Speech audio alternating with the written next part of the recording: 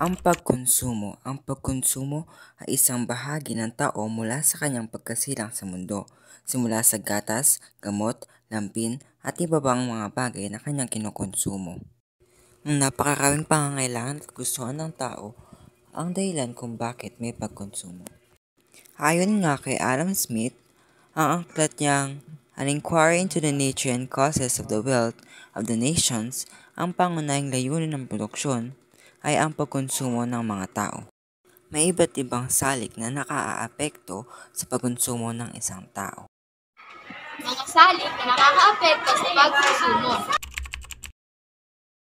Pagbabago ng presyo. May pagkakataon na nagiging motivation ang presyo ng produkto o serbisyo sa pagkonsumo ng isang tao. Kalimitan, mas mataas ang konsumo kung mababa ang presyo. Samantala, mababa naman ang konsumo kapag mataas ang presyo. Kita. Ang pagbaba ng kita ay nangangahulugan ng pagbaba ng pagkonsumo.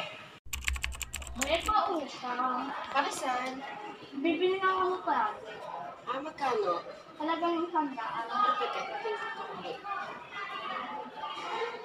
Teka, paano nawawala? Salamat, babalik ko lang. Sige, balik mo agad Pagkakautang. Kapag may utang ang isang tao, maaari siyang maglaan ng salapi upang maipambayad dito.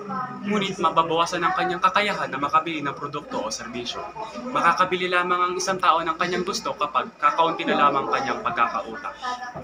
Madaling maimpluwensyahan ng tao ng mga anunsyo sa radyo, telebisyon, pahayagan, at maging sa internet at iba pang social media, ginagaya ng mga tao ang kanilang naririnig, nakikita, at napapanood sa iba't ibang uri ng media, kaya naman tumataas ang pagkonsumo dahil sinasabing salik.